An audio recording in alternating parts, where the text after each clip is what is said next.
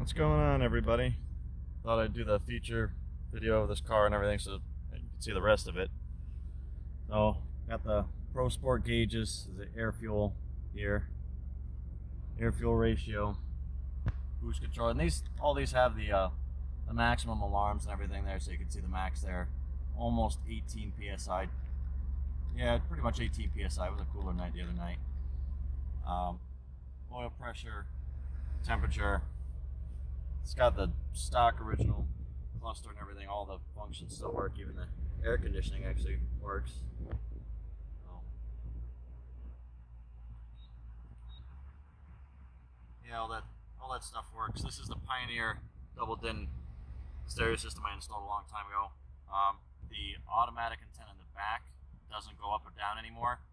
You know, you can fix it pretty easily. I don't listen to the radio, so I listen to my own music. This is part of the old exhaust system that I had originally had installed. I just never took out the toggle. Active arrow switch. Of course, the active arrow works. I told everybody that. Turn it around here. You can put it in car wash mode.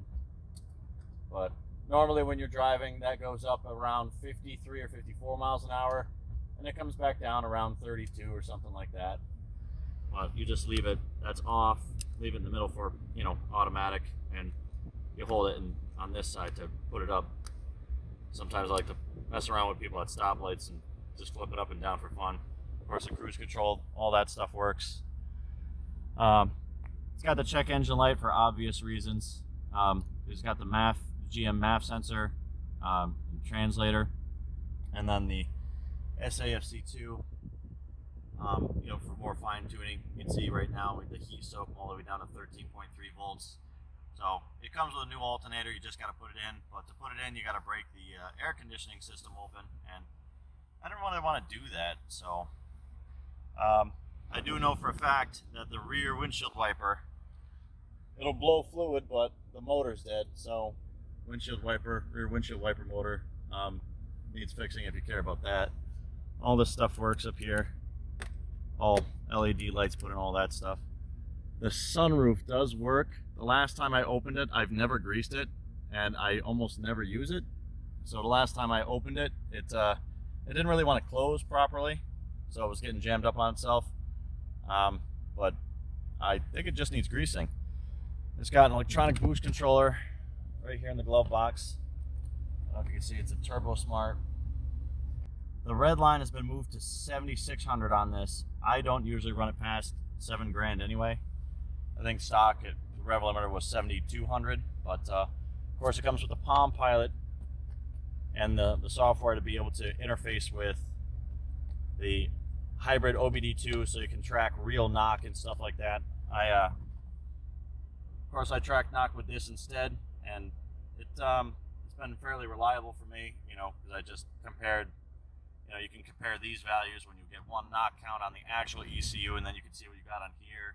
Because you can set this up to graph and everything. I'm not going to go through all that stuff, but you do all kinds of, and you can tune this live. You can see maximums there, but of course, go back through and actually program this live just sitting here.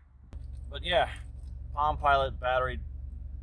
Batteries go dead on it. You gotta reload it every single time. But I can give you the information for that software and everything if you're dead set on still using that.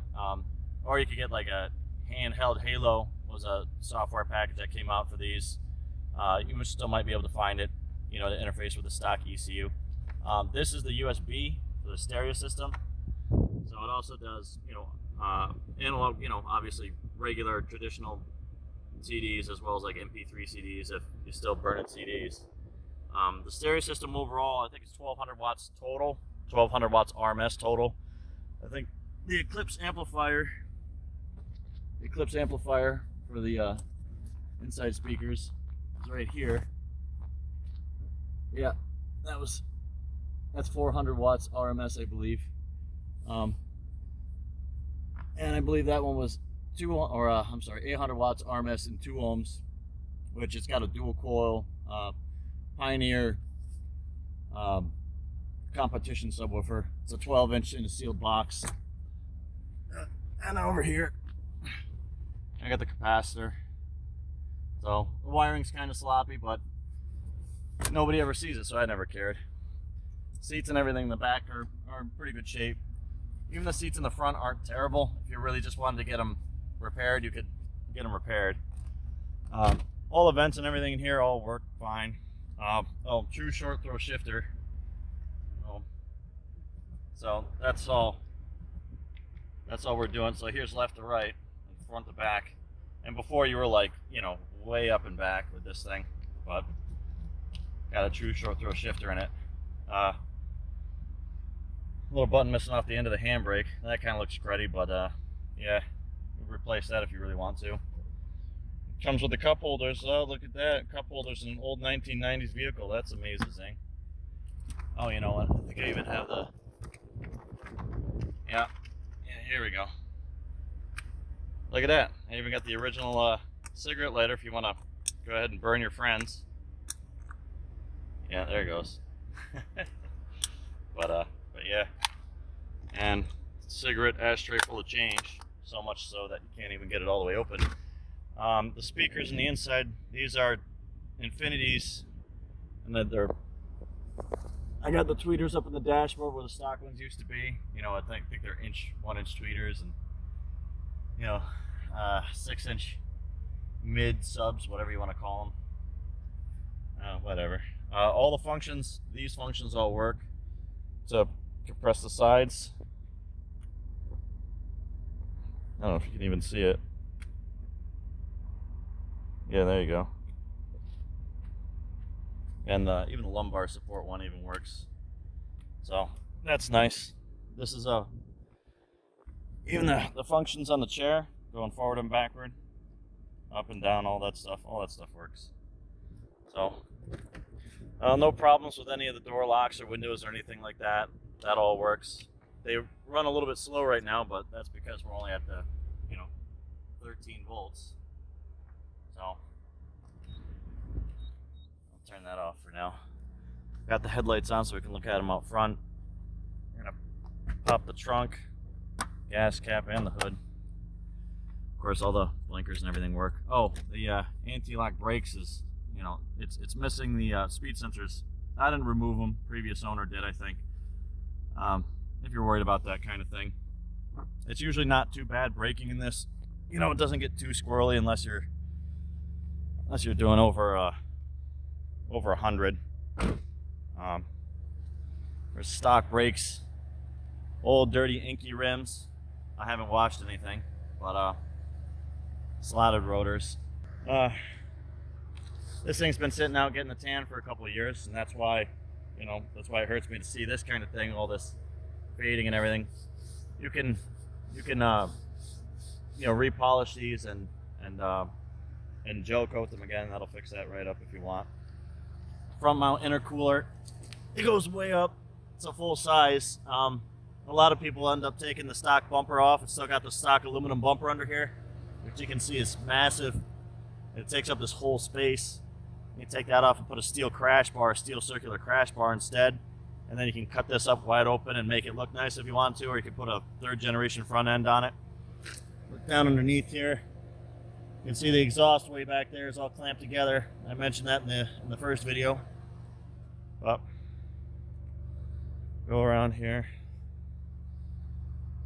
Yeah, like I said, getting a tan and everything. This is the only icky spot for rust that I've seen on this car. Yeah, you have to contend with that.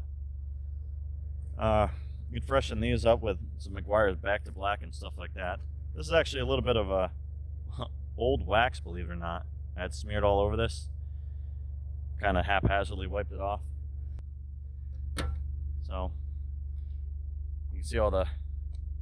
I repainted this rear trunklet at some point. You can see the urethane is coming off. That just makes me sad. There's that antenna that doesn't work. Some people just get aftermarket ones anyway, if you really care about that stuff. I'll pop this up really quick. There's that Pioneer competition subwoofer run by that Kenwood amplifier. No leaks or anything like that here in the back. think this is even the stock jack and stuff like that. Yeah, stock tools come with it. The spare tire isn't under here. I do have it. It'll leak a little bit, but I'll clean that up.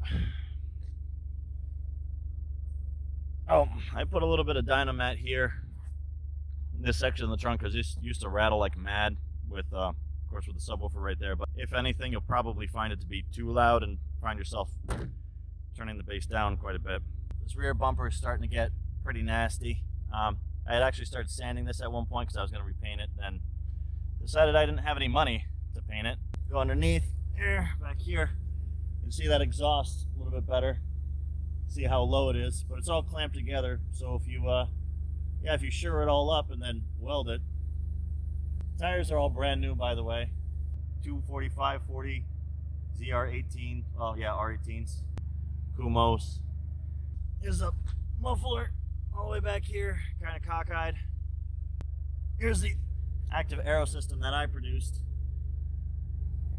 Let's see if I can get in here. And you can see it right there. Actuator driven. Opens this right up. I get my hand on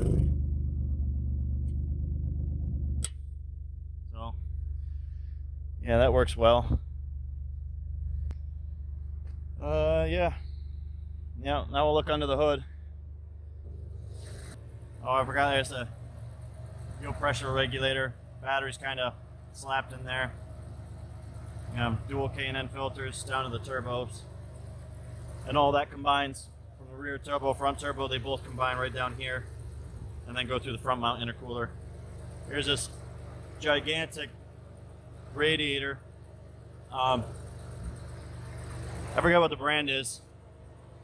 It's kind of stamped there, but it's been in there since I've owned the car, and I've owned this car for 14 years now, I think. So what happens with this is, it doesn't have a blown head gasket, but what happens is that this is oversized, and this reservoir is no longer big enough to contain all of the expanded fluid. So this will actually overflow a little bit every time you drive the car, just a little bit.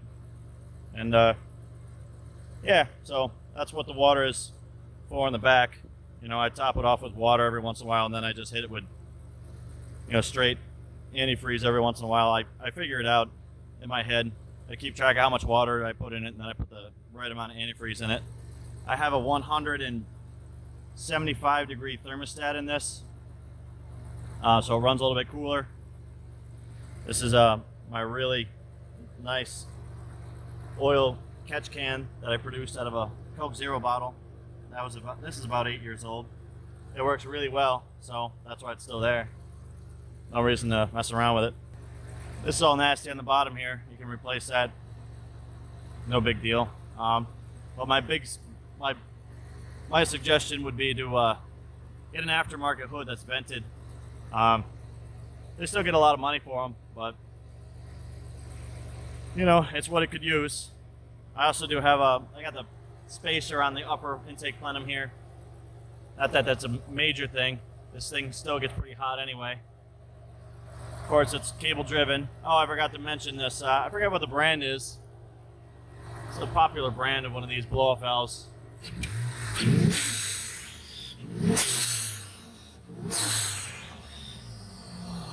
It's never failed me, so yeah, that's why all the plastic is starting to deteriorate and everything, because, well, it's a good product and it lasts. So, and yeah.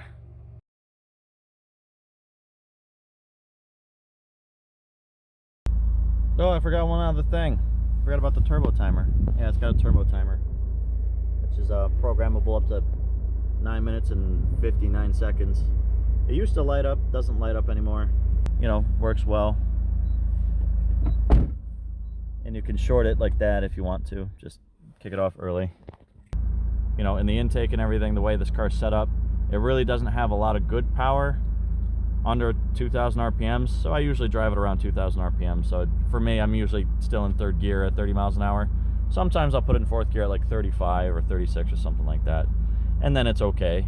You know, it's not gonna stall. You're not gonna stall it, but it just doesn't feel good. You know, as far as driving an enthusiast car, it just doesn't feel good to not have power on hand. So, yep, that's all I got.